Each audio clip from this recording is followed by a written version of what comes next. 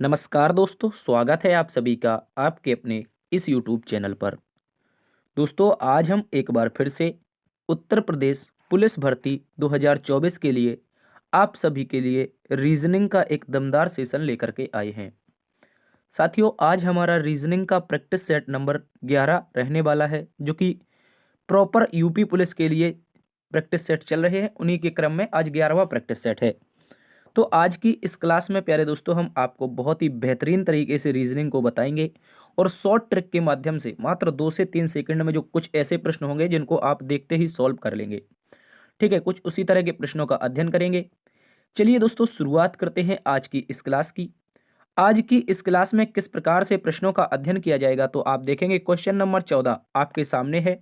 यहाँ पर देखो, क्वेश्चन नंबर 14 में कहा है एथलीट लड़के और विद्यार्थी। एथलीट लड़के और विद्यार्थियों के बीच बताना है सही बेन आरेख क्या बनेगा। इसके अतिरिक्त प्यारे दोस्तों, हम क्वेश्चन नंबर 20 को देखेंगे, जिसमें कहा है कि निम्न प्रश्न संख्या में ए के विपरीत क्या होगा। यानी कि जो ए है, यहाँ पर पासे की 3 आकृतियां दी गई हैं, तो इन्हीं में ए के विपरीत बताना है, इसको हम ज्ञात करेंगे। चलिए दोस्तों, शुरुआत करते हैं आज की इस क्लास की। देखो, एक छोटी सी जानकारी है।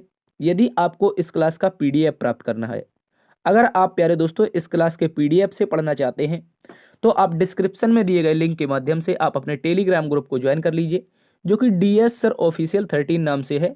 और इंस्टाग्राम पर फॉलो करके आप हमसे डायरेक्ट डाउट भी पूछ सकते हैं। ठीक है, तो टेलीग्राम जरूर ज्वाइन कीजिए। यहाँ पर आपको डेली के बेसिस पर जो प्रैक्टिस सेट होते हैं, उनका अनसॉल्व्ड पीडीएफ हम आपको उपलब्ध करवाते हैं। बढ़ते हैं प्यारे दोस्तों आज के पहले प्रश्न की ओर। आज के पहले प्रश्न से शुरुआत करते हैं। आपके सामने है क्वेश्चन नंबर 1। देखो, क्वेश्चन नंबर 1 में कहा है निम्नलिखित प्रश्न में सही संबंध ज्ञात कीजिए। क्या बताना है? सही संबंध बताना है। कह रहा है कि सिपाही अगर रेजिमेंट से संबंधित है तो घोड़ा किससे संबंधित होगा, ये बताना है। देखो प्यारे दोस्तों, अगर इस प्रश्न की हम बात करेंगे तो जो सिपाही होते हैं, क्या होते हैं? सिपाही जो होते हैं, इनका जो समूह होता है, सिपाही का जो समूह होता है वो क्या होता है? आप कहेंगे सर सिपाही का समूह रेजिमेंट होता है। क्या होता है? रेजिमेंट, जो ये दे रखा है। उसी प्रकार प्यारे दोस्तों हम बात करेंगे घोड़ा की। किसकी? घोड़ा की। अगर घोड़े बहुत सारे समूह में खड़े होंगे तो आप क्या कहोगे? घोड़े जब बहुत सारे समूह में खड़े होंगे तो आप इनको क्या कहोगे?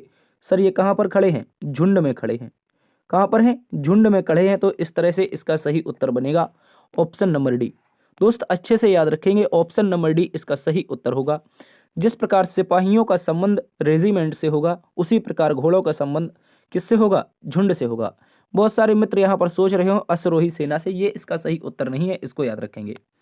बढ़ते हैं आज के दूसरे नंबर प्रश्न की तरफ। मित्र, दूसरा नंबर प्रश्न आपके सामने कह रहा है उस विकल्प का चयन करें जिसमें तीसरे अक्षर समूह से वही संबंध है जो दूसरे अक्षर समूह का पहले अक्षर समूह से है। तो देखो, यहाँ पर लिखा है व्यवहार मनोविज्ञान है, पादप का संबंध किससे होगा, ये बताना है। तो प्यारे दोस्तों, जो हमारा व्यवहार होता है, जैसा भी हम किसी के साथ व्यवहार करते हैं, ये जो व्यवहार होता है ये हमारे मानसिक स्थिति को दर्शाता है कि हम किस तरह का बिहेवियर कर रहे हैं। यानी कि ये किसके अंतर्गत आता है? दोस्त याद रखेंगे, मनोविज्ञान के अंतर्गत आता है। जो हमारा व्यवहार होता है, जो आपका बिहेवियर होता है, ये आपका किसके अंतर्गत आता है? तो याद रखेंगे ये आपका मनोविज्ञान के अंतर्गत आता है, यानी कि साइकोलॉजी के। उसी प्रकार पादप की बात करें यानी प्लांटी की बात करेंगे तो प्यारे दोस्तों किसमें आ जाएगा? ये आ जाएगा आपका वनस्पति विज्ञान में। किसमें? पादप किसमें आते हैं? तो आप कहेंगे सर वनस्पति विज्ञान में। देखो, पादप गलत हो जाएगा, पादप का पादप नहीं बनेगा। जिस प्रकार यहाँ पर एक साइंस का संबंध है, तो उसी प्रकार पादप किसके अंतर्गत अध्ययन किया जाता है? तो वनस्पति विज्ञान सही उत्तर बनेगा, ना ही प्राणी विज्ञान और ना ही शरीर क्रिया विज्ञान। ठीक है, इसको आप लोग अच्छे से याद रखेंगे। शुरुआत करते हैं तीसरे प्रश्न की। तीसरा प्रश्न भी उसी प्रकार सादृश्यता से संबंधित है। इसमें हमें बताना है जो आपके लेटर सादृश्यता दे रखी है यानी अक्षर सादृश्यता, उसमें बताना है अगर ग्रो का संबंध IMRS से है तो पेस्ट का संबंध किससे होगा। देखो, सबसे पहले ऐसे प्रश्न में आपको कुछ नहीं करना है, सीधा इनका प्लेस वैल्यू लिखना है। जी होता है सर 7 पर, आर होता है कितने पर? 18 पर, ओ होता है कितने पर? 15 पर, आगे देखेंगे डब्ल्यू होता है 23 पर। तो इसको सर लिखा क्या गया है, इसको समझ लेते हैं। इसको लिखा गया है आई मतलब 9 पर, एम प्यारे दोस्तों मतलब होता है कि 13 पर, और यहाँ पर आर क्या होता है सर? 18 पर, अभी पीछे चेक किया था। उसके बाद 23 के सामने क्या है? एस का मतलब होता है सर 19। तो इस तरह की इसकी कोडिंग की गई है। तो सबसे पहले देखेंगे क्या हुआ है, प्लस में 2 बना है। आगे देखेंगे सर माइनस में 5 बना है। आगे देखेंगे सर प्लस में 3 बना है, और आगे देखेंगे तो माइनस में 4 बना है। कुछ इस तरह का लॉजिक चल रहा है। तो अगर इसी लॉजिक के माध्यम से हम सॉल्व करेंगे तो समझो इसको, अगर पी में प्यारे दोस्तों 2 जोड़ेंगे, पी कितने पर होता है तो इंपॉर्टेंट है 16 पर होता है, 2 जुड़ जाएगा 18। कहने का मतलब है विकल्प को आर से शुरुआत होनी चाहिए। जब आप विकल्पों को देखेंगे तो एकमात्र विकल्प ऐसा है जिसकी आर से शुरुआत हो रही है, तो यही इसका सही उत्तर हो जाएगा। आगे चेक भी नहीं करना, चाहो अगर चेक करना है तो ई आपका 5 पर होता है, 5 में से जाएगा तो कितना बचेगा 0, और 0 बचता नहीं है, यानी कि लास्ट वाला जो लेटर होगा वर्णमाला का वो 26 यहाँ पर बच जाएगा। उसके बाद एस आपका कितने पर है, आप कहेंगे सर 19 पर है। एस के 19 पर है तो 3 जुड़ेगा, 19 3 22 का मतलब वी, तो यहाँ पर क्या हो जाएगा 22 हो जाएगा, ठीक है। और उसके बाद T20 पर है, T20 में से 4 चला जाएगा, P16 आ जाएगा। इस बात को याद रखेंगे, देखो वही दे रखा है, आर के बाद जेड के बाद वी और पी, ठीक है, यही इंपॉर्टेंट है, अच्छे से याद रखेंगे। बढ़ते हैं अगले प्रश्न क्वेश्चन नंबर 4 की तरफ। क्वेश्चन नंबर 4 कह रहा है उस विकल्प का चयन करें जिसका तीसरे अक्षर समूह से वही संबंध है जैसे कि दूसरे का पहले से है। देखो दोस्तों, यहाँ पर हम आपके लिए 4 से 5 सादृश्यता के प्रश्न लाते हैं, क्योंकि आपके एग्जाम में भी 4 से 5 हो सकता है, 6 से 7 भी प्रश्न आपके पूछ ले, क्योंकि टोटल 57 क्वेश्चन होते हैं रीजनिंग के, तो इनमें इस तरह के प्रश्न ज़्यादा देखने को मिलते हैं, ठीक है। तो अब हम बात करते हैं यहाँ पर क्वेश्चन नंबर 4 की। कह रहा है कि विटामिन ए अगर गाजर से संबंधित है तो विटामिन सी किससे संबंधित हो जाएगा। तो ये तो आसान क्वेश्चन है, देखो गाजर खाने से हमें विटामिन ए मिलता है, और विकल्प देखेंगे संतरा को तो संतरा खाने से विटामिन सी मिलता है। संतरा मतलब खट्टा पदार्थ, संतरा मतलब खट्टा पदार्थ, तो खट्टे पदार्थ में विटामिन सी पाया जाता है, इसको याद रखेंगे। तो संतरा सही उत्तर है। बढ़ते हैं अगले प्रश्न की तरफ। अगला प्रश्न मित्र हमारे पास कोडेड ब्लड रिलेशन का क्वेश्चन है, इस बात को आप लोग अच्छे से याद रखेंगे। कोडेड ब्लड रिलेशन को कैसे सॉल्व करते हैं, इसको हमने कल भी बताया था, पिछली निरंतर क्लासेस में ऐसे प्रश्न ला रहे हैं, ठीक है। तो देखो यहाँ पर का है a प्लस बी, यानी कि आगे वाला जो है वो पीछे वाला का कुछ ना कुछ बन रहा है। देखो आगे वाला पीछे वाले का क्या है, पिता है। उसी प्रकार आगे वाला पीछे वाले की बहन है, आगे वाला पीछे वाले का भाई है, आगे वाला आपका पीछे वाले की माँ है। तो हमें इस तरह का लॉजिक लगाना है। तो देखो इसमें इस तरह से लगाएंगे, फिर इसमें लगाएंगे, फिर इसमें लगाएंगे, फिर इसमें, और इस तरह का लॉजिक लगा के चलेंगे। तो सबसे पहले देखो u प्लस एच, मतलब u आगे वाला कौन, पीछे वाले का पिता हो जाएगा। आगे वाला यहाँ पर a है तो आगे वाला यहाँ पर u है, तो आप कहेंगे सर जो u होगा वो पिता हो जाएगा किसका, पीछे वाले h का, ठीक है। इसको हम पिता लगाएंगे तो प्लस बनाएंगे, और पीछे वाले h का पिता बना देंगे। h का अभी जेंडर पता नहीं है। आगे कहा है क्रॉस, मतलब आगे वाला जो है वो पीछे वाले का भाई है, मतलब h और l में बताना है। तो h भाई हो जाएगा मित्र किसका, याद रखेंगे l का। h भाई किसका हो जाएगा, l का। इस बात को आप लोग अच्छे से याद रखेंगे। इसके बाद देखो l minus Q, l minus Q का मतलब क्या है, आगे वाली पीछे वाले की बहन है। मतलब ये जो l है ये बहन किसकी है, आप कहेंगे सर क्यू की बहन है, ठीक है, इसको समझो। इसके बाद डिवाइड लगा है, डिवाइड का मतलब क्या है दोस्त, याद रखेंगे। डिवाइड का मतलब है यहाँ पर देखो आगे वाले पीछे वाले की माँ है, तो आगे वाली क्यू माँ हो जाएगी किसकी, पीछे वाले आर की। इस बात को याद रखेंगे, पीछे वाले आर की माँ हो जाएगी। आगे का है माइनस, तो आगे वाली बहन है, माइनस में देखो लिखा है आगे वाली बहन है, आगे वाली बहन हो जाएगी आर किसकी, वाई की। इस बात को याद रखेंगे। अब प्रश्न में हमसे कहा है तो एल का वाई से क्या संबंध है। एल का वाई से देखो अगर हम गौर से देखेंगे, वाई यहाँ पर है और एल यहाँ पर है, से लगा है वाई के साथ, तो बताओ से किसके साथ, वाई के साथ। वाई क्या कहेगी, वाई कहेगा, ये इसका जेंडर तो पता नहीं है लड़की है या लड़का, लेकिन ये इसकी वाई की माँ है क्यू और क्यू की बहन है, तो ये क्या हो जाएगी, वाई की मौसी हो जाएगी प्यारे दोस्तों, एल वाई की मौसी हो जाएगी। तो इस तरह से विकल्प नंबर 2 इसका सही उत्तर बनेगा, इसको याद रखेंगे, ठीक है। इसको आप लोग अच्छे से याद रखेंगे। बढ़ते हैं आज के अगले प्रश्न की तरफ। अगला प्रश्न दोस्त हमारे पास क्वेश्चन नंबर 6 है। क्वेश्चन नंबर 6 में कहा है यदि डिवाइड का अर्थ माइनस, माइनस का अर्थ गुणा, गुणा का अर्थ प्लस, प्लस का अर्थ डिवाइड, तो प्रश्न चिन्ह के स्थान पर क्या आएगा। देखो ये दे रखा है प्रश्न चिन्ह, इसके स्थान पर बताओ जल्दी से इसका उत्तर क्या बनेगा। देखो सबसे पहले तो हम बिना प्रतीक के इनको लिख लेते हैं। सबसे पहले देखो 77, एक मिनट, क्या लिखा है 77, डिवाइड नहीं लिखेंगे क्योंकि हमें कुछ ना कुछ अर्थ बताया है। आगे 17, आगे 49 और आगे हमारा 7, ठीक है, इस तरह का बनेगा। अब देखो प्रश्न के अनुसार यदि चिन्ह बदल देंगे तो डिवाइड का अर्थ क्या है, माइनस कर देंगे, ठीक है। उसके बाद आगे गुणा है, गुणा का अर्थ बताया है प्लस, तो इसको प्लस कर देंगे। जो माइनस है उसका अर्थ गुणा बताया तो इसको गुणा कर देंगे। आगे देखो, आगे कहेंगे आप क्या, तो आप कहेंगे जो प्लस है उसका अर्थ डिवाइड है, तो यहाँ पर डिवाइड कर देंगे। अब देखो इसमें बोर्ड मास का प्रयोग लग जाएगा। बोर्ड मास के अगर अकॉर्डिंग हम इसको सॉल्व करेंगे, बोर्ड मास के अकॉर्डिंग सॉल्व करेंगे तो 7 7 49 यहाँ पर चला जाएगा।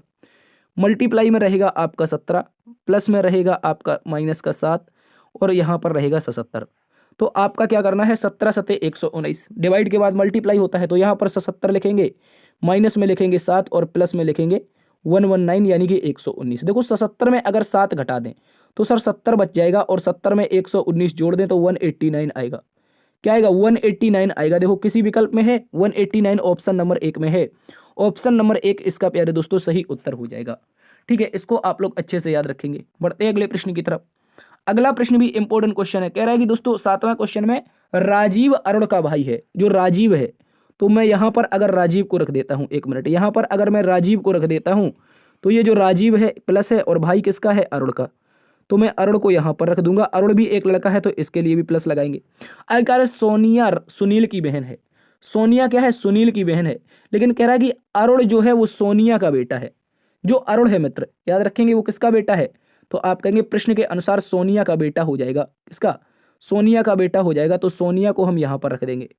ये हो जाएगी प्यारे दोस्तों हमारी सोनिया, और सोनिया अगर लड़की है तो माइनस लगाएंगे। और पीछे लाइन में कहा था सोनिया सुनील की बहन है, तो ये बहन किसकी बनेगी मित्र? आप याद रखेंगे सुनील की बहन बन जाएगी। सुनील एक लड़का है तो इसके लिए भी प्लस लगाएंगे। कह रहा है सुनील राजीव से कैसे संबंधित है? प्रश्न में हमसे कहा है जो सुनील है, सुनील कहां पर है? ये रहा सुनील। राजीव से, तो से किसके साथ लगा है? ये इंपॉर्टेंट हो जाता है। से लगा है राजीव के साथ, तो राजीव कहेगा कि ये मेरी माँ, और मेरी माँ का जो भाई होगा मित्र वो मेरा मामा हो जाएगा। क्या हो जाएगा? जो आपकी माँ का भाई बनता है वो आपका मामा ही तो बनता है। तो प्रश्न में भी राजीव की माँ सोनिया, सोनिया का भाई मतलब राजीव का मामा हो जाएगा सुनील। बढ़ते हैं अगले प्रश्न की तरफ। अगला प्रश्न क्वेश्चन नंबर 8 है। कह रहा दिए गए 4 शब्दों में से 3 किसी न किसी प्रकार से समान है जबकि एक भिन्न है। असंगत शब्द का चयन कीजिए। जल्दी से बताओ क्या होगा। देखो लिखा है शक्ति, वोल्ट, बल और आयतन। शक्ति, वोल्ट, बल और आयतन। तो आप लोग देखेंगे इसका विषम उत्तर क्या है। क्या आप इसको हमें बता सकते हैं? जल्दी से बताओ मित्र, इसका विषम उत्तर क्या होगा। देखो दोस्त, अगर इस प्रश्न की हम बात करेंगे तो यहां पर जो शक्ति है ये क्या है? आप कहेंगे एक प्रकार की राशि होती है। शक्ति क्या है? एक प्रकार की राशि है। आप आयतन को देखेंगे ये भी एक प्रकार की राशि है, ठीक है। और बल को देखेंगे ये भी एक प्रकार की क्या है? राशि है। लेकिन दोस्त बोल्ट जो होता है, जो बोल्ट होता है ये किसका?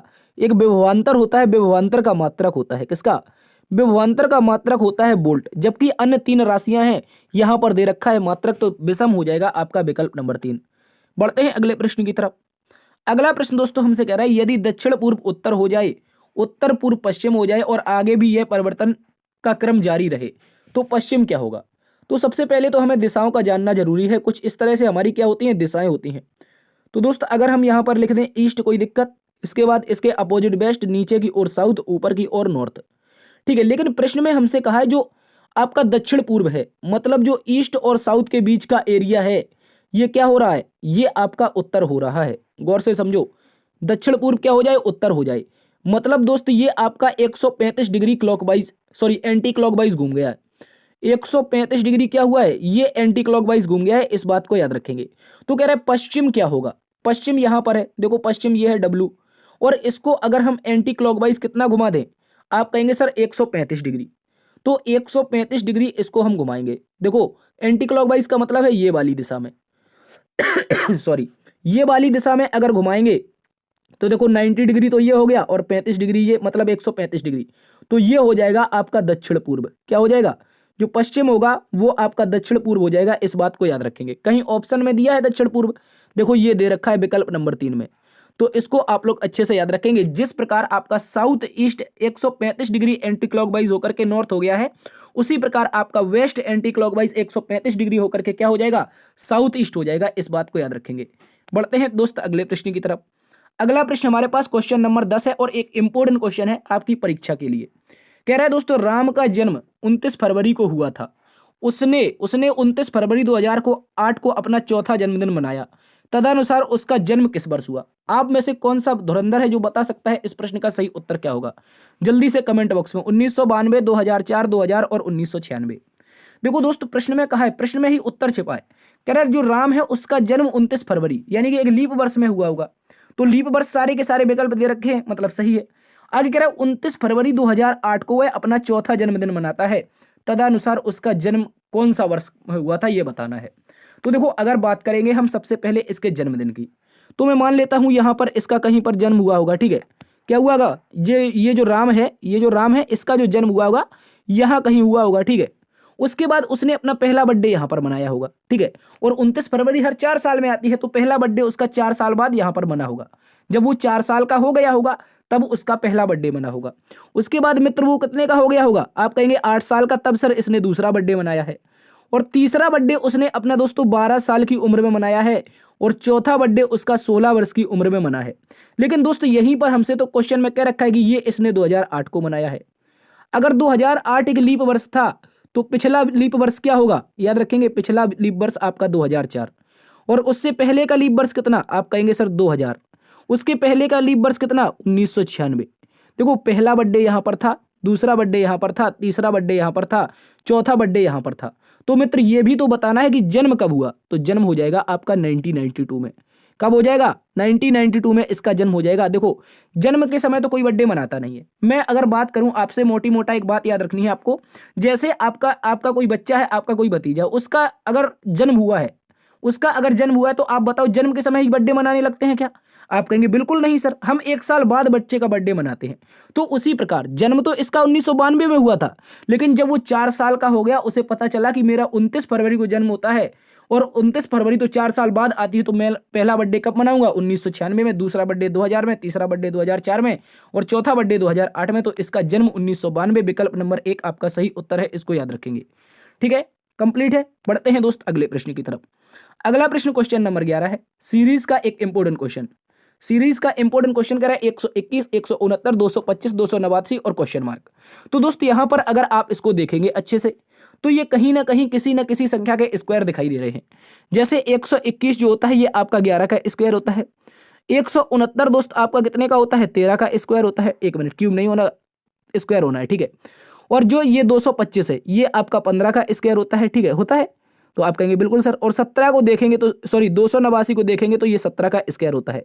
मैंने पहले भी आपको 2-3 क्लास में बराबर फोर्स करके बताया कि यार आपको स्क्वायर और क्यूब याद रख लेने हैं, ठीक है, स्क्वायर क्यूब याद रख लेने हैं, ये मैथ में भी और रीजनिंग में दोनों में काम आने वाले हैं। तो देखो 11 के बाद 13, 13 के बाद 15, 15 के बाद 17, तो अगला वाला क्या, 19। ऑड नंबर का क्रम ही तो चल रहा है, तो आप कहेंगे 19, और 19 का अगर स्क्वायर करेंगे तो प्यारे दोस्त याद रखेंगे 9 9 के 81, मतलब यूनिट डिजिट 1 आएगा। देखो एक ही विकल्प में यूनिट डिजिट 1 है, तो इस तरह से आपका क्या हो जाएगा, 361 इस प्रश्न का सही उत्तर हो जाएगा। क्या हो जाएगा, 361 सही उत्तर हो जाएगा। इस बात को याद रखेंगे, विकल्प नंबर 4 सही उत्तर है, और क्वेश्चन मार्क के स्थान पर 361। बढ़ते हैं अगले प्रश्न की तरफ। अगला प्रश्न दोस्तों कोडिंग डिकोडिंग से कह रहा है, यदि एक कूट भाषा में R परसेंटेज है, E हैशटैग है, D @ है तथा A त्रिभुज है, तो उस कूट भाषा में डेयर का कोड क्या होगा? जल्दी से बताओ, ये तो आसान क्वेश्चन है, आप बता सकते हैं। देखो जो D आया है उसका कोड क्या बताया है सर, @ बताया है, तो इसके स्थान पर @ रख देंगे। A के स्थान पर डेल्टा बताया है, तो @ के बाद डेल्टा कहां पर दे रखा है, @ पहली बात तो 2 विकल्पों में है, ये 3 और 4 वाले गलत हो गए। और उसके बाद @ के बाद डेल्टा आपका यहां पर है, ठीक है। विकल्प नंबर 2 इसका सही उत्तर है। उसके बाद परसेंटेज हो जाएगा, और लास्ट में ई का कोड क्या था, आपका हैशटैग था, तो यहां पर हैशटैग हो जाएगा। बढ़ते हैं अगले प्रश्न की तरफ। अगला प्रश्न दोस्त आपका कथन निष्कर्ष से संबंधित है, अच्छा क्वेश्चन है, इसको याद रखेंगे। कह रहा है आपसे सभी बोल्ट क्या है, सभी बोल्ट आपकी कीलें हैं। तो जितनी भी बोल्ट हैं, सबसे पहले मैं इतनी सी बोल्ट बनाता हूं यहां पर, ठीक है, यहां पर लिखूंगा बोल्ट, ये आपका क्या है, बोल्ट है। आप कहेंगे सर प्रश्न में हमसे कहा है जितना भी बोल्ट आया है ये सारा का सारा क्या है, कीले हैं, तो इसको हम क्या बना देंगे, कीले बना देंगे, ठीक है। 1 मिनट, क्या बना देंगे इसको, आप कहेंगे सर क्वेश्चन में कहा है तो कीले बना दो। उसके बाद कहा है सभी स्क्रू बोल्ट हैं, सभी स्क्रू क्या है, बोल्ट हैं, मतलब बोल्ट के अंदर भी एक पार्ट आ रहा है जिसका नाम है स्क्रू, ठीक है। बोल्ट के अंदर जितना भी आपका स्क्रू है वो क्या है, आप कहेंगे सर सारे के सारे बोल्ट हैं, तो ये बोल्ट के अंदर आ जाएंगे, स्क्रू इस तरह से बनेगा, ठीक है। इस बात को आप लोग अच्छे से याद रखेंगे। अब देखो निष्कर्ष को पढ़ते हैं। निष्कर्ष में कहा है सभी कीलें स्क्रू हैं। क्या सभी कीलें, मतलब कीलों का जो बड़ा वाला पार्ट, गौर से समझो कहां पर मैं बता रहा हूं, ये कीलों का एक बड़ा वाला पार्ट आ रहा है जो आपका ब्लू सर्कल से है, ठीक है। और क्या ये बड़ा वाला पार्ट इतने छोटे से पार्ट में आ सकता है, ग्रीन वाले में, अंदर वाले में, आप कहेंगे नहीं आ सकता है। तो जब नहीं आ सकता है तो गलत हो जाएगा। आगे दोस्त कहा है हमसे सभी स्क्रू कीले हैं। क्या सभी स्क्रू कीले हैं, बताओ क्या सभी के सभी स्क्रू कील के अंतर्गत आ रहे हैं? तो आप कहेंगे सर सभी स्क्रू देखो बोल्ट के अंतर्गत हैं, और बोल्ट सारे के सारे कील के अंतर्गत हैं, तो सभी जो स्क्रू होंगे वो क्या हो जाएंगे, कीलें हो जाएंगे, मतलब ये वाला सही हो जाएगा। गौर से समझो, मैं अगर आपसे कहूं यहां पर एक कील है, इसके अंदर मैं किसको रख रहा हूं, इसके अंदर बोल्ट को रख रहा हूं, और इसी के अंदर स्क्रू है, तो आप बताओ यहां पर पहले था आपका कील, कील के अंदर बोल्ट, बोल्ट के अंदर स्क्रू, तो सभी के सभी जो स्क्रू हैं वो आपके कील के अंतर्गत आ तो रही हैं, आप कहेंगे बिल्कुल आ रहे हैं, तो निष्कर्ष नंबर 2 आपका सही है। और इस स्थिति में आप बताएंगे केवल 2 निष्कर्ष सही है। क्या है, only second conclusion are follow. इसको आप लोग अच्छे से याद रखेंगे। बढ़ते हैं अगले प्रश्न की तरफ। अगला प्रश्न क्वेश्चन नंबर 14 है, कह रहा है एथलीट लड़के और विद्यार्थी। दोस्तों एथलीट लड़के और विद्यार्थी में बताना है कौन सा सही आरेख बनेगा। तो देखो इसको हम अच्छे से समझते हैं। सबसे पहले मैं एक सर्कल बनाऊंगा जिसमें लड़कों को रखूंगा। किसको? लड़कों को। ठीक है, यहां पर लड़के हो जाएंगे। और ये लड़के जो होते हैं, जैसे कि अभी आप और हम लड़के हैं, कुछ लोग इसमें लड़के होंगे, कुछ हमारी बहनें भी होंगी। तो कुछ लड़के जो हैं वो क्या हैं? वो आपके विद्यार्थी हैं। मतलब आप पढ़ रहे हैं और लड़के हैं, तो ये क्या हो जाएंगे? आप लोग विद्यार्थी हो जाएंगे। ठीक है, एक मिनट, यहां पर क्या हो जाएंगे? विद्यार्थी हो जाएंगे। तो इस तरह से इनको हम विद्यार्थी बना देंगे। इसके बाद दोस्तों आगे कहा है, आगे कहा है एथलीट। तो एथलीट क्या होता है? देखो आप में से कुछ ऐसे अच्छे बच्चे होंगे, कुछ ऐसे लड़के होंगे जो विद्यार्थी भी हैं और अच्छे रेसर भी हैं, यानी पुलिस की तैयारी कर रहे हैं, तो आप फिजिकल फिट होंगे, तो एथलीट भी होंगे एक अच्छे तरीके से। तो आप कहेंगे सर इस तरह से लड़के और विद्यार्थी और एथलीट तीनों का क्रॉस पैटर्न में संबंध बनेगा। एथलीट इस तरह से बन जाएंगे। इस बात को आप लोग अच्छे से याद रखेंगे। ठीक है, तो क्रॉस पैटर्न का जो संबंध दे रखा है वो केवल और केवल विकल्प नंबर 2, केवल और केवल विकल्प नंबर 2 में है, बाद बाकी किसी में भी नहीं है। तो सारे के सारे गलत हैं और विकल्प नंबर 2 इस प्रश्न का सही उत्तर है। इसको आप लोग अच्छे से याद रखेंगे। बढ़ते हैं अगले प्रश्न की तरफ। अगला प्रश्न दोस्तों इनइक्वलिटी से संबंधित है और आपके सिलेबस में भी इनइक्वलिटी है, इसको याद रखेंगे। कह रहा दोस्तों ए बड़ा है बी से। तो सबसे पहले ये अलग अलग 3 कथन दे रखे हैं। 3 कथन ये अलग अलग हैं। इनको पहले मैं ज्वाइंट करके बनाता हूं। ठीक है, इनको ज्वाइंट करके बताता हूं आपको। कहा है ए बड़ा है बी से, तो मैं अगर यहां पर कथन लिखूं, अगर मैं यहां पर कथन लिखूं, ठीक है, ए बड़ा है किससे? आप कहेंगे बी से। और आगे की लाइन में कहा है बी बराबर है सी के। तो बी बराबर किसके है? सी के है। और आगे का है सी बड़ा और बराबर है डी के। तो सी जो है वो बड़ा भी हो जाएगा और बराबर भी हो जाएगा किसके? डी के। तो इस तरह का ये आरेख आपका कथन पूरा का पूरा हमारे सामने आ जाएगा। ठीक है, ये दोस्त हमारा कथन सभी के सामने आ चुका है। अब बताओ निष्कर्ष क्या निकालना है। पहले निष्कर्ष में पूछा क्या ए बड़ा है? क्या ए बड़ा है सी से? आप कहेंगे अगर हम दोस्त यहां पर प्रश्न को देखते हैं, प्रश्न में ए बड़ा आ रहा है बी के और बी बराबर है सी के, तो क्यों ना हम यहां पर सी को यहां रख दें, बी को यहां रख दें। ठीक है, यहां पर रख, एक मिनट, ये हमारा सी है, सी के बराबर में बी, ऐसा भी तो रख सकते हैं, ऐसा भी तो रख सकते हैं। आप कहेंगे बिल्कुल। तो यहां पर आपका ए बड़ा हो जाएगा किससे? सी से। तो पहला वाला निष्कर्ष क्या है? सत्य है। आगे दोस्तों हमसे कहा है, आगे कहा है बी बड़ा और बराबर है डी के। तो वही बात तो फिर से कह रहा है, गौर से समझो, वही बात तो कह रहा है। यहां पर सी के स्थान पर बी आ गया और ये आपका चिन्ह एज इट इज रहेगा डी के। तो देखो यही चिन्ह तो प्रश्न में हमसे पूछा है, क्या ये है? बन रहा है। क्या आप बना सकते हैं बी बड़ा और बराबर डी के? आप कहेंगे बिल्कुल बना सकते हैं। तो दूसरा वाला भी सत्य है। तो इस स्थिति में हम कहेंगे बोथ कंक्लूजन आर राइट, यानी कि दोनों के दोनों निष्कर्ष क्या है? निकलते हैं। इस बात को आप लोग अच्छे से याद रखेंगे। ठीक है, बोथ कंक्लूजन आर राइट। बढ़ते हैं अगले प्रश्न की तरफ। अगला प्रश्न दोस्तों एक और इंपॉर्टेंट क्वेश्चन है। कह रहे दिए गए पैटर्न का ध्यानपूर्वक अध्ययन करें और उस संख्या का चयन करें जिसमें प्रश्नवाचक चिन्ह के स्थान पर आ सकती है। तो दोस्तों यहां पर अगर हम लॉजिक की बात करेंगे, हमें क्या करना है? इसके लॉजिक को सॉल्व करना है और क्वेश्चन मार्क के स्थान पर बताना है इसका सही उत्तर क्या होगा। आप में से जल्दी से इसमें दिमाग लगाइए, बहुत सारे लोग, तब तक इसको हम सॉल्व करके बताते हैं। आपको क्या करना है? 15 और 9, इसमें आपको कर देना है 15 का स्क्वायर। क्या कर देना है? एक मिनट, यहां पर क्या कर देंगे आप लोग? 15 का स्क्वायर कर देंगे और माइनस में 9 का स्क्वायर कर देंगे। ठीक है, 15 का स्क्वायर माइनस 9 का स्क्वायर सॉरी, देखो यहां पर 15 का जो स्क्वायर होता है वो 225 होता है, 9 का स्क्वायर होता है 81। कितना सर? 81 होता है। तो दोनों को घटा दो। आप कहोगे यहां पर हमारे 19 और यहां पर अगर घटाएंगे तो कितना बचेगा? आप कहेंगे सर 5 में से 1 जाएगा तो 4 बचेगा, और 22 में से अगर 8 जाएगा तो कितना बचेगा? 14, मतलब 144। देखो वही 144 तो यहां पर दे रखा है। इसके बाद बात करते हैं अगले लॉजिक की। अगले में देखो यहां पर 22 है, तो हम क्या करेंगे? 22 का स्क्वायर कर देंगे। 22 का स्क्वायर कर देंगे, माइनस में 17 का स्क्वायर कर देंगे। क्या कर देंगे? माइनस में 17 का स्क्वायर। तो इसको समझो, 22 का स्क्वायर आपका 484 होता है। कितना? 484। और 484 में आपको 289 घटाना है। तो देखो 4 यहां पर एक्स्ट्रा ही तो है। आप कहेंगे 4 एक्स्ट्रा यहां पर है, तो 4 आप 200 में से घटा दो। 200 दूनी 400, लेकिन 4 एक्स्ट्रा है तो 200 में से 400 घटा दोगे तो सॉरी 200 में से आप 5 घटा दोगे, 5 एक्स्ट्रा है, 84 5 89 होता है। ठीक है, तो 5 एक्स्ट्रा है, 200 में से 5 घटा दोगे मतलब 195। ये आपका 195 देखो यही दे रखा है। अब आपको दोस्त क्या करना है? इसी लॉजिक का पूरी तरह से प्रयोग करना है। इसी का प्रयोग करेंगे तो आपको क्या करना है? 18 का स्क्वायर आप सीधा सा लिख लेंगे। 18 का स्क्वायर होता है 324 और 12 का स्क्वायर होता है 144। तो दोस्तों इसके स्थान पर क्या आएगा? आप कहेंगे 4 में से 4 जाएगा 0। ठीक है, 4 में से 4 जाएगा 0। देखो एक ही विकल्प ऐसा है जिसमें लास्ट में 0 दे रखा है। विकल्प नंबर आपका 3 सही उत्तर हो जाएगा और इसका सही उत्तर बनेगा 180। क्या बनेगा? 180 क्वेश्चन मार्क के स्थान पर आएगा, इसको याद रखेंगे। बढ़ते हैं अगले प्रश्न की तरफ। अगला प्रश्न दोस्तों सीरीज का एक इंपॉर्टेंट क्वेश्चन है। सीरीज में हमसे कहा है कि दिए गए विकल्पों में से वह संख्या चुनें जो निम्नलिखित प्रश्न श्रृंखला में प्रश्नवाचक चिन्ह का स्थान लेगी। तो देखो, अगर इसकी हम बात करते हैं, अगर दोस्तों इस प्रश्न की बात करते हैं तो इसको आप लोग क्या करेंगे, इसमें आप अंतर देख लेंगे, क्योंकि यहाँ पर 40, 50, 61, 73, 86 इस तरह का चल रहा है। तो अंतर देखेंगे, आप कहेंगे सर सबसे पहले जो अंतर पता चल रहा है वो 10 का है, यानी कि 10 जुड़ रहा है। और उसके बाद आगे देखेंगे तो 11 जुड़ रहा है, आगे देखेंगे तो दोस्त 12 जुड़ रहा है। ठीक है, कितना? 12। आगे आप अगर देखेंगे तो 13 जुड़ रहा है, 73 13 कितना होता है? 86। और आगे क्या जुड़ना चाहिए और अगले वाले में क्या होना चाहिए, तो इसको समझो। इसको अगर आप समझ जाओगे तो 13 के बाद 14, 10 के बाद 11, 12, 13 और अगला वाला 15। 86 में से अगर 14 जोड़ोगे, यहां पर कर लो जल्दी, 86 + 14, 6 4 10, 8 1 9 1 10, मतलब 100। तो इस प्रश्न का सही उत्तर बनेगा 100। क्वेश्चन मार्क का स्थान आपका एक बार फिर से विकल्प नंबर 3 ले लेगा। 100 इसका सही उत्तर है, इसको याद रखेंगे। बढ़ते हैं अगले प्रश्न की तरफ। अगला प्रश्न भी सीरीज का एक इंपॉर्टेंट क्वेश्चन है। इसमें लेटर सीरीज आपको दे रखी है, तो लेटर सीरीज में बताना है सही उत्तर क्या बनेगा। देखो, यहां पर अगर हम प्लेस वैल्यू लिख लें तो देखो आप कहेंगे 13 पर, 5 पर, और उसके बाद 16 पर और 8 पर। ठीक है, उसके बाद 19 पर, क्वेश्चन मार्क के स्थान पर पता नहीं है, यहां पर 22 है और यहां पर आपका 14 है। तो अब आप इसको सही कर सकते हैं। मैंने बताया है जब भी सीरीज में एक नंबर बड़ा आए, छोटा आए, फिर बड़ा आए, फिर छोटा है, फिर बड़ा आए तो फिर छोटा आएगा, फिर बड़ा, फिर छोटा। तो इसमें आपको दोस्त क्या करना है, घबराना बिल्कुल नहीं है, अल्टरनेट लॉजिक लगा लेना है। अल्टरनेट लॉजिक लगाओगे तो देखो यहाँ पर +3 हुआ है, आगे देखोगे तो फिर से +3 हुआ है। ठीक है, और आगे देखोगे तो फिर से +3 हुआ है ना।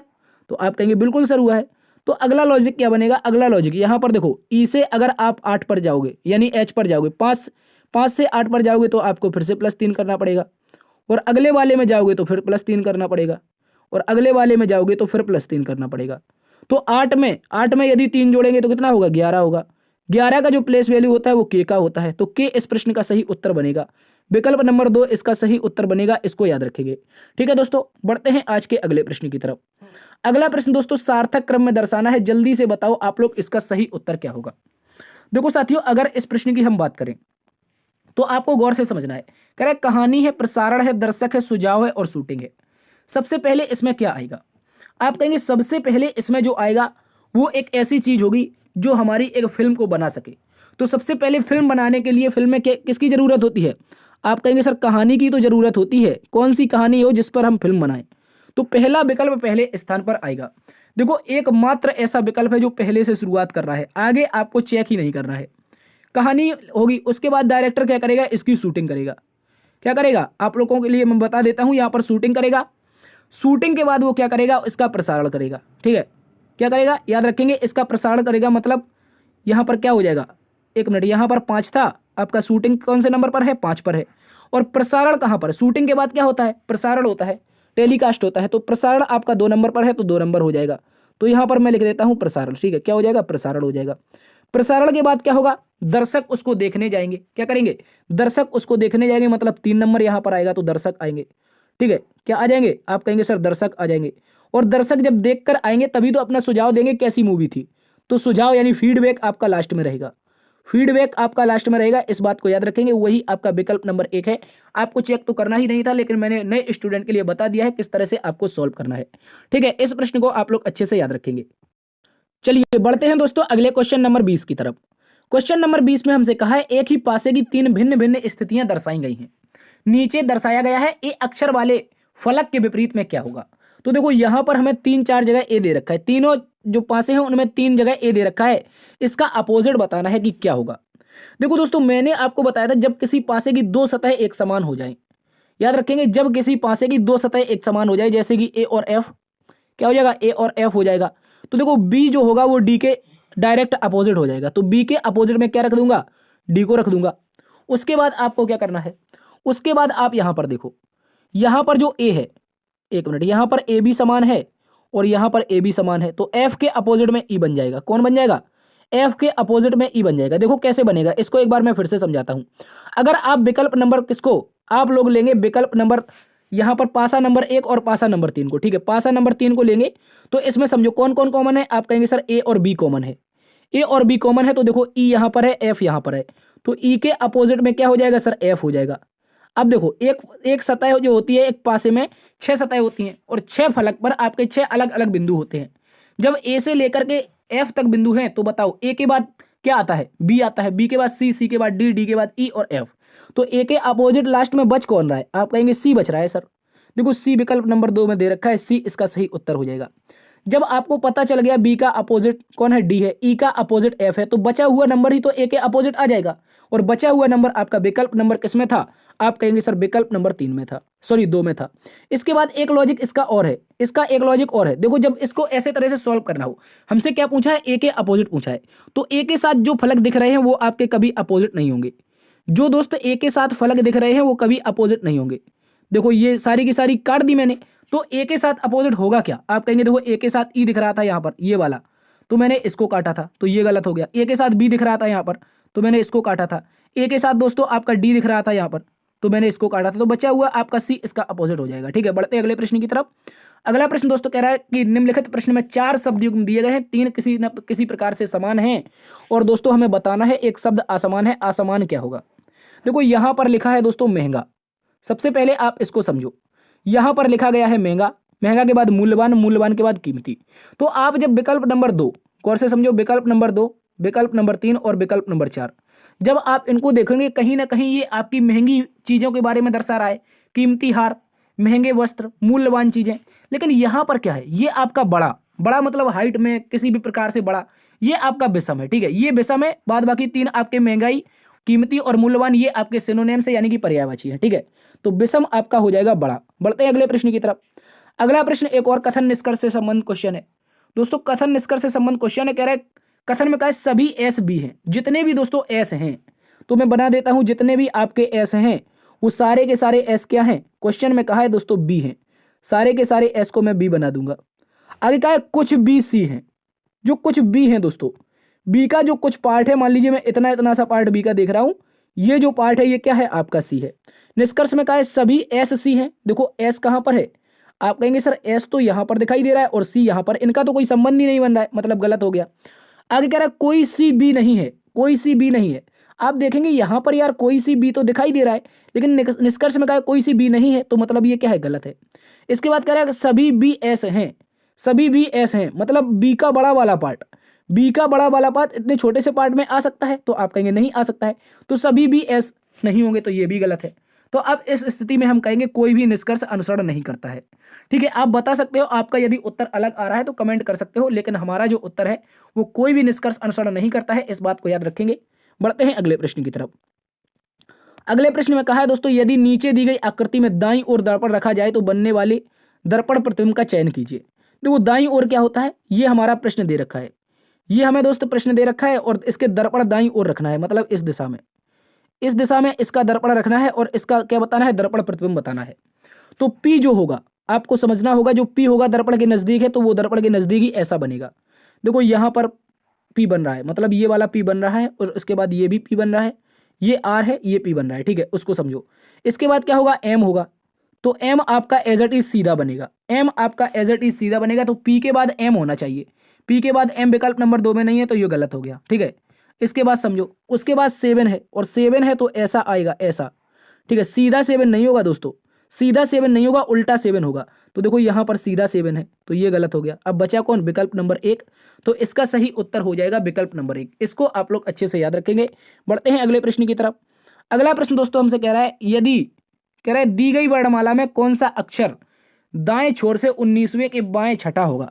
देखो वर्णमाला तो नहीं दी गई है, लेकिन क्वेश्चन ऐसा पूछा है यदि वर्णमाला आपकी ए से जेड तक है तो आपको बताना है दाएं छोर से 19वें के बाएं छठवां अक्षर कौन सा होगा।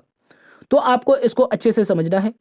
देखो यहां पर क्या है, एक वर्णमाला होती है ए से जेड, ए से जेड होती है, आप कहेंगे बिल्कुल होती है, और जो स्क्रीन होती है यहां पर हमारा दायां होता है, इस बात को याद रखेंगे।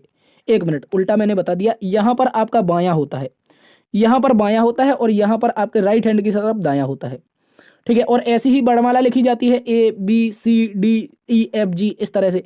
तो ये कैसी लिखी जाएगी, बाएं से दाएं लिखी जाएगी। ठीक है, ये जो वर्णमाला होगी बाएं से दाएं लिखी जाएगी। क्वेश्चन में कहा है कि दाएं छोर से, दाएं छोर कहां पर है, आप कहेंगे यहां पर है, तो हमसे कहा है दाएं छोर का मतलब क्या है, राइट से, राइट से 19वां, राइट से 19वें के लेफ्ट, लेफ्ट छठवां अक्षर। देखो मैंने आपको बताया जब भी राइट और राइट आ जाए घटा देना है, राइट लेफ्ट आ जाए जोड़ देना है, लेफ्ट राइट आ जाए जोड़ देना है, और लेफ्ट लेफ्ट आ जाए घटा देना है। कहने का मतलब जब समान तरीके से आए उनमें घटना है, बल्कि अपोजिट आए तो जुड़ना है। तो यहां पर जुड़ेगा, क्या होगा यहां पर दोस्त आपका जुड़ जाएगा, पहले वाले से उठाएंगे मतलब राइट और जुड़ जाएंगे तो 19 से 25। राइट से 25 बताना है, क्या बता सकते हो राइट से 25 क्या होगा? राइट से 25 क्या होगा जल्दी से बताओ। यहां पर यार वर्णमाला में कुछ गड़बड़ है, विकल्प कुछ विकल्प भी तो गड़बड़ दे रखे हैं। ठीक है, राइट से 25 बताना है, यहां से 25वां।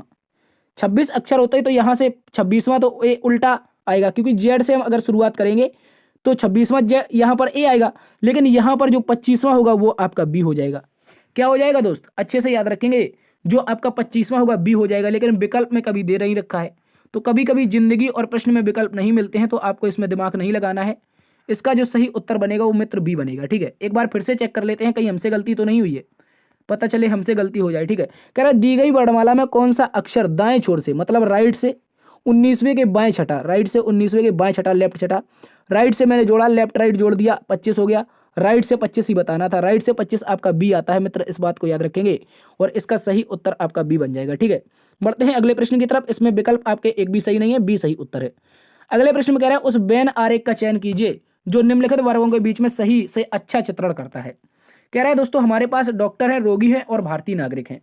तो सबसे पहले मैं इनके लिए एक आरेख बनाऊंगा जो आपका किसका होगा, आपका रोगी का होगा। ठीक है, ये आपका एक रोगी का आरेख है, और रोगी में आपको याद रखना है, आपको जो भारतीय नागरिक होंगे वो हो सकता है कुछ रोगी हो, जैसे हम भारतीय हैं कभी कभी हमको बीमारी वगैरह आ जाती है तो हम रोगी हो जाते हैं, तो यहाँ पर इंडियन सिटीजन हो जाएंगे, आईसी में लिख देता हूँ यहाँ पर। ठीक है, इंडियन सिटीजन। इसके बाद का है डॉक्टर। तो रोगी तो कभी कभी एक फिल्म आपने देखी होगी, बचपन में कोई फिल्म आई थी अनिल कपूर की, उसमें डॉक्टर जब अनिल कपूर को देखने आता है तो वो बार बार छींके करता है कौन सा रोगी है कौन सा रोगी है, इस तरह से। तो कभी कभी क्या होता है डॉक्टर भी बीमार पड़ जाता है, वो भी रोगी हो जाता है। तो कहने का मतलब है रोगी और इंडियन सिटीजन में याद रखेंगे यहां पर आपका डॉक्टर भी आ जाएगा। ठीक है, इस तरह का बनेगा। देखो रोगी आपका डॉक्टर हो सकता है, बिल्कुल हो सकता है। रोगी आपका इंडियन सिटीजन हो सकता है, हो सकता है। डॉक्टर आपका इंडियन हो सकता है, यानी कि अपने भारत में भी तो डॉक्टर है यार, तो इंडियन सिटीजन भी डॉक्टर होंगे। लेकिन तीनों पार्ट ऐसे होंगे जो रोगी भी होगा, डॉक्टर भी होगा और इंडियन सिटीजन भी होगा। मान लीजिए कोई अच्छा एम्स का डॉक्टर है और वो कभी बीमार पड़ जाता है, एम्स अपने इंडिया में, तो इंडियन सिटीजन हो जाएगा, डॉक्टर भी हो जाएगा और रोगी भी हो जाएगा। तो इस तरह का आरेख एक बार फिर से विकल्प नंबर आपके 2 में दे रखा है मित्र। विकल्प नंबर 2 आपका सही उत्तर है, बाद बाकी कोई विकल्प इसका सही नहीं है। ठीक है, बढ़ते हैं अगले प्रश्न की तरफ। अगला प्रश्न क्वेश्चन नंबर 26 कह रहा है निम्नलिखित प्रश्न में क्वेश्चन मार्क के स्थान पर क्या आएगा। तो इसके लॉजिक को समझो, बहुत प्यारा लॉजिक है, बहुत आसान क्वेश्चन है। ठीक है, देखो सबसे पहले आपके पास एक क्या था, आपके पास एक डिब्बा था, उसमें एक सर्कल था, लेकिन बाहर कितनी लाइनें थी, 4 लाइनें थी, इस बात को याद रखेंगे। फिर इसी डिब्बे में 2 सर्कल आ जाते हैं, लेकिन लाइनें 3 बचती हैं। उसके बाद इसी डिब्बे में कितने सर्कल आ जाते हैं, 3 सर्कल आ जाते हैं दोस्त, लेकिन लाइनें 2 बचती हैं। तो अगली बार डिब्बा तो आएगा, एक मिनट, डिब्बा तो आपका आएगा और इस डिब्बे में सर्कल भी होंगे, 1 सर्कल 2 सर्कल 3 सर्कल 4 सर्कल, लेकिन लाइन मित्र एक ही बचेगी, क्योंकि लाइन निरंतर घट रही थी, 4 के बाद 3, 3 के बाद 2 और अगली 1, और सर्कल बढ़ रहे थे। तो यहां पर 4 सर्कल और 1 लाइन, 4 सर्कल और 1 लाइन देखो विकल्प नंबर 1 में है, बाद बाकी किसी में नहीं है। ये भी गलत, ये भी गलत, ये भी गलत, बी सी डी गलत है, विकल्प नंबर 1 सही है। बढ़ते हैं अगले प्रश्न की तरफ। अगला प्रश्न इंपॉर्टेंट क्वेश्चन है दोस्त, कह रहा है कि दी गई आकृति में त्रिभुजों की संख्या बताइए। How many triangle in this figure, जल्दी से बताओ और मैं इसका एक ट्रिक बताता हूं तब तक आपको। देखो जब भी आपके सामने एक स्क्वायर आए, जब भी आपके सामने मित्र एक स्क्वायर आए, तो एक बात याद रखनी है आपको, इसको जब भी विकर्ण एक दूसरे को परस्पर 90 डिग्री पर समद्विभाजित करते हो, जब भी एक स्क्वायर के जो विकर्ण है वो परस्पर 90 डिग्री पर समद्विभाजित करते हो और बराबर भागों में एक स्क्वायर को काट रहे हो, तो हमेशा आपको क्या करना है, 1 2 3 और 4, 4 नंबर देने हैं। 4 का सबसे बड़ा मल्टीप्लाई अपने मन से 2 का, ठीक है, सबसे बड़ा नंबर में गुणा अपने 2 से कर देना है अपने मन से। ठीक है, तो 8 इसका सही उत्तर बनेगा। उसी प्रकार देखो यहां पर एक स्क्वायर है, यहां पर दोस्त आपका एक स्क्वायर टाइप की आकृति है, ठीक है, और इसके विकर्ण भी आपके 90 डिग्री पर परस्पर काट रहे हैं और इसको बराबर भागों में भी बांट रहा है। ठीक है, बराबर भागों में बांट रहा है, तो इसमें क्या कर रहे हैं, नंबर देना है 1 2 3 4 5 6 7 8। ठीक है, तो 8 नंबर हो गए। 8 नंबर का सबसे बड़ा 8 आया है, 2 का अपने मन से मल्टीप्लाई, अपने मन से मल्टीप्लाई करोगे, 8 दूनी की 16, कोरिया का बच्चा भी बता देगा कि 8 दूनी की 16 होता है। उसके बाद मित्र एक ट्राइंगल आपका ये ऊपर हो जाएगा, ठीक है, एक ट्राइंगल ये हो जाएगा, तो ये हो जाएगा 17 नंबर का। ठीक है, ये वाला ट्राइंगल कौन सा बनेगा, 17 का। उसी प्रकार एक नीचे बन जाएगा, तो दोस्त ये हो जाएगा आपका 18 नंबर का। और टोटल जो ट्राइंगलों की संख्या बनेगी वो आपकी 18 ही बनेगी, इसके अलावा कोई ट्राइंगल नहीं है, अन्यथा दिमाग ना लगाना, क्योंकि यहाँ पर एक सर्कल है और सर्कल और एक सीधी रेखा में कभी ट्राइंगल नहीं बनते हैं। ठीक है, तो बाद बाकी आपके सही उत्तर 18 होंगे, इसको याद रखेंगे। बढ़ते हैं अगले प्रश्न की तरफ। अगले प्रश्न में दोस्तों क्या है, दिए गए प्रश्न में 4 विकल्प समान हैं, 4 विकल्प दिए गए हैं, 3 समान 1 असमान, भिन्न ज्ञात करना है, यानी वर्गीकरण का क्वेश्चन है। अच्छा क्वेश्चन है, और वर्गीकरण से भी आपके एग्जाम में 3 से 4 क्वेश्चन देखने को मिल जाते हैं। तो देखो यहां पर अगर आप समझेंगे इस प्रश्न को, देखो लिखा है 22 और 33, अगर 22 और 33 यहां पर लिखा है 10 और 15, 16 और 21 और 18 और 27, तो दोस्तों मैं अगर किसी न किसी नंबर में इनका अगर एवरेज निकाल लूँ, 11 दूने के 22, 11 त्रिया के 33, 5 दूने के 10, 5 तिया के 15, 9 दूने के 18, 9 तिया के 27, 8 दूने के 16, 8 तिया के 21, क्या होता है 8 तिया 21 नहीं होता यार, 8 तिया 24 होता है। ठीक है, तो विकल्प नंबर आपको विषम पता चल जाएगा 4 नंबर का। ठीक है, 4 नंबर विषम इसका है, इसको आप लोग अच्छे से याद रखेंगे। बढ़ते हैं आज के अगले प्रश्न की तरफ। अगला प्रश्न कह रहा है, दी गई समीकरण में संतुलित करने के लिए स्टार चिन्ह को प्रतिस्थापित कौन सा विकल्प करेगा, यह बताना है। तो सबसे पहले मैं क्या करता हूं, यहां पर समीकरण लिख लेता हूं बिना स्टार चिन्हों के। तो सबसे पहले लिखूंगा 16, सबसे पहले क्या लिखूंगा 16, 16 के बाद 6 आएगा, 6 के बाद 4 आएगा, 4 के बाद 24 आएगा। अब देखो विकल्प नंबर अगर 1 को उठाते हैं, अगर विकल्प नंबर 1 को उठा लेंगे तो भाग है, भाग के बाद बराबर है, और आगे मल्टीप्लाई है। देखो यहाँ पर 24 चौके 96 हो जाएगा, और यहाँ पर भाग चला जाएगा, भाग तो जाएगा नहीं, तो ये गलत हो गया। मतलब विकल्प नंबर 1 क्या है, गलत है, सही नहीं बन रहा है। उसके बाद यहाँ पर मल्टीप्लाई, यहाँ पर बराबर, और यहाँ पर डिवाइड।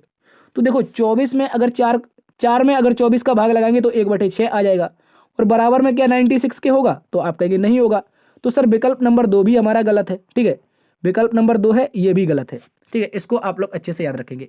अगर हम देखते हैं विकल्प नंबर 3 को, अब इसको चेक करते हैं, तो यहाँ पर क्या है बराबर, इसके बाद है दोस्तों डिवाइड, इसके बाद फिर से है डिवाइड, और कह रहा है 24। तो इसको चेक करेंगे एक बार, इसको एक बार से चेक करते हैं क्या हो रहा है। देखो 16 छोड़ देते हैं, 6/4 और बटे में है 24। तो बताओ इसका सही उत्तर क्या बन जाएगा, क्या बन जाएगा, जल्दी से बताओ इसका सही उत्तर क्या बनेगा। ठीक है, 6/4। तो ऐसी स्थिति जब भी आ जाती है तो आपको क्या करना है, सबसे पहले 6 को भाग लगा दो, यहाँ पर लिख दो 4/24। ठीक है, 4/24 करोगे तो 1 कितना हो जाएगा, आप कहेंगे 1/6 आ जाएगा। और इसको गुणा में बदल लो, इसको अगर गुणा में बदल लोगे, देखो 6 भागित क्या है, आप कहेंगे 6 भागित 1/6 है, तो गुणा में बदल लो, तो ऊपर 6 पहुंच जाएगा ये वाला, तो 6 छंग 36, ये क्या हो जाएगा 36 हो जाएगा। 36 16 के बराबर होता नहीं है, तो विकल्प नंबर क्या है आपका सी भी गलत है। ठीक है, इसको आप लोग अच्छे से याद रखेंगे, विकल्प नंबर सी भी दोस्त गलत है, इस बात को याद रखेंगे। आगे चेक करते हैं विकल्प नंबर डी को। ठीक है, ये वाला गलत हो गया, कह रहा है गुणा कर दो, आगे कह रहा है भाग कर दो, आगे कह रहा है बराबर लगा दो। तो देखो 16 छके 96, 16 छके 96, 96 में 4 से भाग लगाएंगे तो कितना बचेगा, 24 चौके 96 मतलब 24, और बराबर में 24। LHS = RHS, विकल्प नंबर डी आपका सही उत्तर है, इसको आप लोग अच्छे से याद रखेंगे। बढ़ते हैं आज के अगले प्रश्न की तरफ। अगला प्रश्न दोस्तों एक इंपॉर्टेंट क्वेश्चन है डायरेक्शन और डिस्टेंस का। इसको एक बार आप थोड़ा सा समय दो, इसको अच्छे से समझो, पढ़ो क्या कह रहा है, बहुत इंपॉर्टेंट है। और यूपी पुलिस 2016 में आपका ऐसा क्वेश्चन देखने को मिला था। ठीक है, तो देखो अगर बात करते हैं इस प्रश्न की, कह रहा है एक क्रॉस कंट्री रेस शुरू होती है, एक क्रॉस कंट्री रेस रूट शुरू होता है, 2 किलोमीटर पूर्व की ओर जाता है। तो क्रॉस कंट्री रूट है दोस्त, 2 किलोमीटर पूर्व की ओर जा रहा है। ठीक है, इसको मैं बना देता हूं, 1 मिनट, अच्छा सा कलर लेके 2 किलोमीटर इसको पूर्व बना देता हूं, तो ये आपका 2 किलोमीटर हो जाएगा। कह रहा है वहां से वह उत्तर दिशा में मोड़ लेता है और 10 किलोमीटर मार्ग आगे जाता है। तो अब यहां से 2 किलोमीटर तो चला गया था, इसके बाद उत्तर दिशा में मूव किया, और इसने कितनी दूरी तय की है, 10 किलोमीटर। उसके बाद दोस्तों कह रहा है वहां से 10 किलोमीटर आगे जाता हो गया, कह रहा है फिर पूर्व दिशा की तरफ एक मोड़ आया है। अब दोस्त हमारा पूर्व दिशा की तरफ एक मोड़ आया है, ठीक है, ये वाला मोड़, और आगे दूरी कितनी बताई है, वहां से वह 7 किलोमीटर जाता है। गौर से इसको देखो, 7 किलोमीटर जाता है, तो ये दूरी आपकी 7 हो जाएगी। उसके बाद कह रहा है वह वहां से फिर दाहिनी ओर मुड़ता है। अब दोस्तों ये 7 किलोमीटर दूरी तय करने के बाद ये कहां पर मुड़ रहा है, दाहिनी ओर। अब मुख पूर्व दिशा में है और दाई मतलब सीधे हाथ की ओर मुड़ना है, तो वो दक्षिण में जाएगा। और दोस्त का है आगे वो है पहुंचने के लिए, अंत स्थल तक पहुंचने के लिए 10 किलोमीटर चलता है। तो अंत स्थल तक पहुंचेगा तो कितना जाएगा, 10 जाएगा। तो ये वाली 10, ये वाली 10 बराबर हो गई, तो क्यों ना इसको आयत घोषित कर दिया जाए, तो ये वाली आपकी 7 हो जाएगी। ठीक है, यहां से अब कह रहा है उस शुरुआत का संबंध अंत की स्थल से क्या है। शुरुआत, उस यहां पर लिखा है उस शुरुआत के संबंध में, उस शुरुआत के संबंध में, मतलब कहां से शुरू किया था? आप कहेंगे सर यहां से शुरू किया था। शुरुआत के संबंध में अंत स्थल की स्थिति क्या है? अंत स्थल कहां पर है? पूर्व में है। अंत स्थल मित्र आपका पूर्व में हो जाएगा, इसको याद रखेंगे। और दूरी कितनी हो जाएगी? 7 और 2 दोनों जुड़ जाएंगी 9 किलोमीटर। 9 km मित्र आपकी पूर्व में हो जाएगी, इस बात को आप लोग अच्छे से याद रखेंगे। देखो विकल्प नंबर आपकी 4 में दी गई है, विकल्प नंबर 4 में दी गई है। क्वेश्चन में हमसे पूछा है उस शुरुआत के संबंध में, मतलब शुरुआत यहां से हुई, इसके संबंध में कहां पर है? पूर्व में है अभी। और दूरी कितनी है? 7 2 9 किलोमीटर। सही उत्तर विकल्प नंबर 4 है। ठीक है दोस्तों, आज की क्लास यहीं पर समाप्त करते हैं। आशा करते हैं आज की क्लास आपको पसंद आई होगी, आज की क्लास को आपने अच्छे से एंजॉय किया होगा। यदि क्लास आज की पसंद आई है तो एक बार सेशन को लाइक कर दीजिए, दोस्तों में सेशन शेयर कर दीजिए। अभी तक अपने चैनल को सब्सक्राइब नहीं किए तो आप अपने चैनल को क्या कर लीजिए? सब्सक्राइब कर लीजिए। देखते रहिए आपका अपना परिवार लर्न विद डीएस सर। मिलते हैं एक नई क्लास में दोपहर 12 बजे, तब तक के लिए अपना ख्याल रखना। जय हिंद, जय भारत।